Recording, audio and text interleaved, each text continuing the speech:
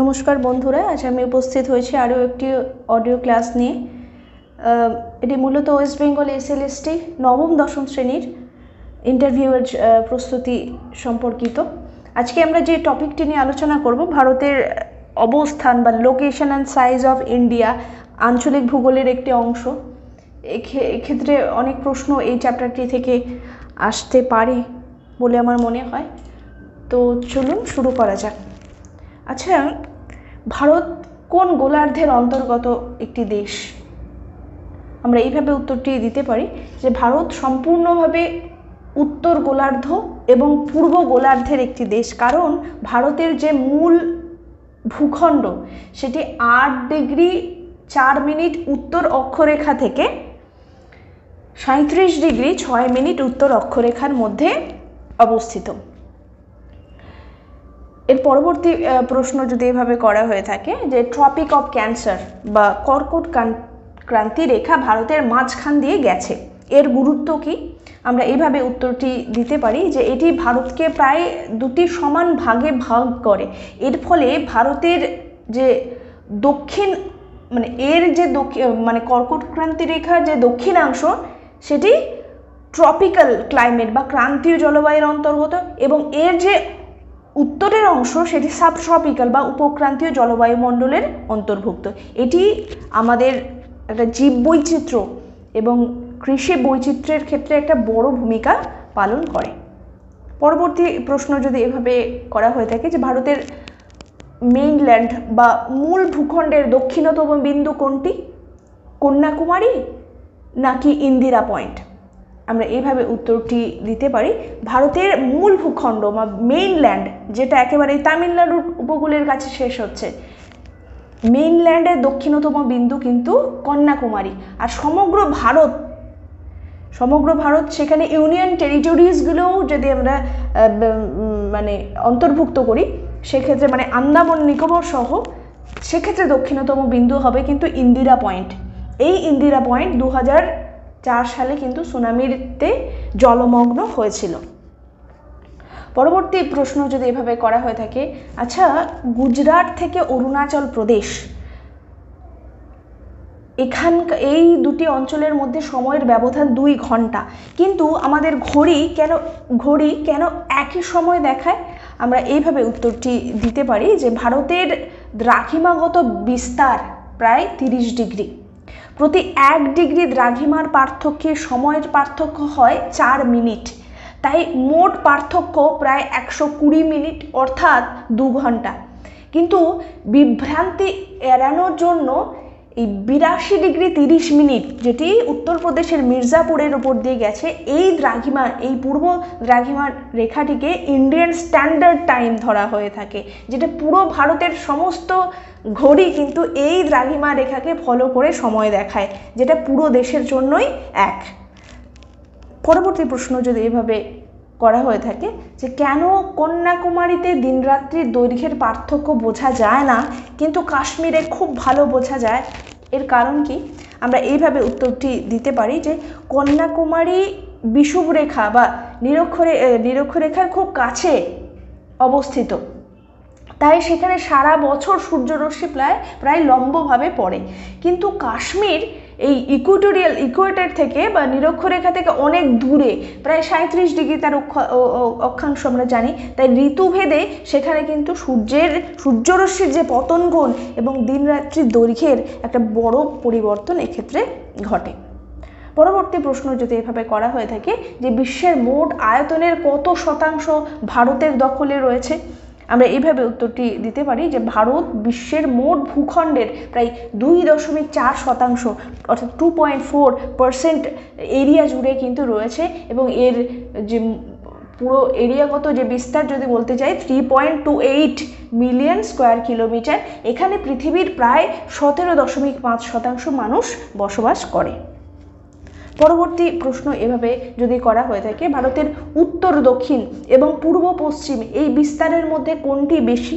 আমরা এইভাবে উত্তরটি দিতে পারি যে ভারতের উত্তর দক্ষিণের বিস্তার হলো 3214 কিলোমিটার, অন্যদিকে পূর্ব পশ্চিম বিস্তার 2933 কিলোমিটার, এর চেয়ে কিছুটা বেশি। যদিও অক্ষরেখা এবং দ্রাঘিমা রেখার যে ডিগ্রিগত মান প্রায় 30 ডিগ্রি, সেটা অক্ষরেখা বা দ্রাঘিমাগত যে বিস্তৃতি সেটা কিন্তু প্রায় সমান, প্রায় 30 ডিগ্রির কাছাকাছি। পরবর্তী প্রশ্ন এইভাবে যদি করা হয়ে থাকে যে ভারতের উপকূল রেখা অনেকটাই দীর্ঘ উপকূল রেখা রয়েছে, এর কি কি অর্থনৈতিক সুবিধা রয়েছে বলে আপনার মনে হয়? আমরা এইভাবে উত্তরটি দিতে পারি যে ভারতের মোট উপকূল রেখার দৈর্ঘ্য প্রায় ৭,৫১৬.৬ কিলোমিটার। এর ফলে ভারত মহাসাগরে আমাদের একটা একক আধিপত্য কিন্তু রয়েছে, যেটা ব্লু ইকোনমি, মৎস্য আহরণ এবং ইন্টারন্যাশনাল ট্রেড বা আন্তর্জাতিক বাণিজ্যের ক্ষেত্রে একটা বিশাল সুবিধা প্রদান করে থাকে। পরবর্তী প্রশ্ন যদি এভাবে করা হয়ে থাকে যে ভারত মহাসাগরের নামকরণ কেন ভারতের নামে করা হলো, আমরা এভাবে উত্তরটি দিতে পারি যে ভারত মহাসাগরের শীর্ষে ভারতের মতো একটা দীর্ঘ উপকূল রেখা অন্য কোনো দেশের কিন্তু নেই। আর দক্ষিণ এশিয়ায় ভারতের অবস্থান একেবারে কেন্দ্রীয় স্থানে রয়েছে এবং ঐতিহাসিকভাবেও সমুদ্র পথে ভারতের একটা বিরাট গুরুত্ব রয়েছে, যে কারণেই এই নামকরণ করা হয়েছে। পরবর্তী প্রশ্ন যদি এভাবে করা হয়ে থাকে যে সুয়েজ খাল বা সুয়েজ ক্যানাল এটি চালু হওয়ার জন্য ভারতের কি লাভ হয়েছিল, আমরা এইভাবে উত্তরটি দিতে পারি যে 1869 সালে যখন সুয়েজ খাল খনন করা হলো, সেক্ষেত্রে ইউরোপের সঙ্গে ভারতের দূরত্ব প্রায় 7,000 কিলোমিটার কমে গিয়েছিল, যা বাণিজ্যের খরচ এবং সময় অনেক কমিয়ে দেয়। পরবর্তী প্রশ্ন যদি এভাবে করা হয়ে থাকে যে সার্ক এর অন্তর্গত দেশগুলির মধ্যে ভারতের অবস্থানকে আপনি কিভাবে দেখেন, আমরা এইভাবে উত্তরটি দিতে পারি যে ভারত দক্ষিণ এশিয়ায় কেবল আয়তনেই যে বড় এমন কিন্তু নয়, ভৌগোলিক দিক থেকেও একটা সেন্ট্রাল পজিশন বা কেন্দ্রীয় অবস্থানে রয়েছে। পাকিস্তান, নেপাল, ভুটান, বাংলাদেশ সবার সাথেই ভারত একটা সীমান্ত রয়েছে, যা একে মানে জিওপলিটিক্স এর দিক থেকে একটা বিগ ব্রাদার বা প্রধান শক্তি হিসাবে প্রতিষ্ঠিত করে। পরবর্তী প্রশ্ন যদি এভাবে করা হয়ে থাকে যে ভারতের কোন কোন রাজ্যের ওপর দিয়ে কর্কট ক্রান্তি রেখা গেছে, মূলত 8টি রাজ্যের উপর দিয়ে গেছে: গুজরাট, রাজস্থান, মধ্যপ্রদেশ, ছত্তিশগড়, ঝাড়খণ্ড, পশ্চিমবঙ্গ, ত্রিপুরা এবং মিজোরাম।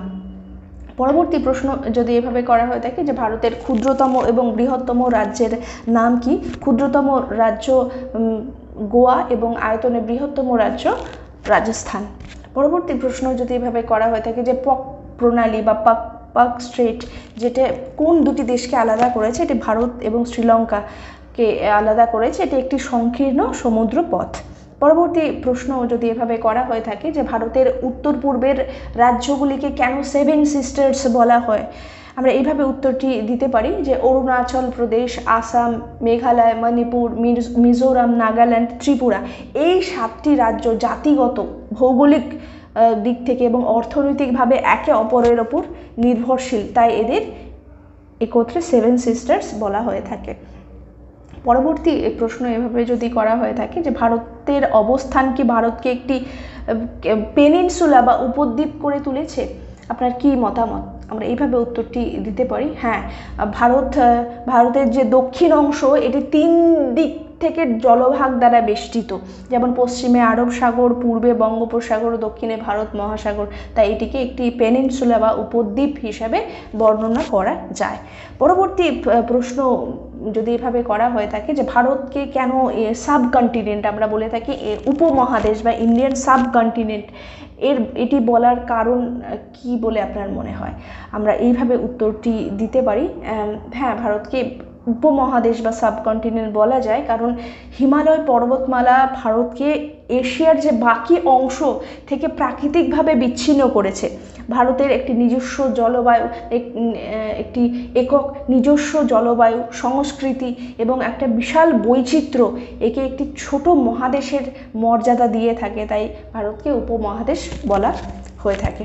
পরবর্তী প্রশ্ন যে চিকেন নেক, এটি বলতে আপনি কি বোঝেন, আমরা এইভাবে উত্তর দিতে পারি যে এটি মূলত পশ্চিমবঙ্গের উত্তর ভাগের একটি সংকীর্ণ ভূখণ্ড, যা ভারতের মূল ভূখণ্ডের সাথে উত্তর পূর্বাঞ্চলকে, ভারতের যে মূল ভূখণ্ড তার সাথে উত্তর পূর্বাঞ্চলকে আলাদা করেছে। এটিকে চিকেন নেক বা শিলিগুড়ি করিডোরও বলা হয়ে থাকে।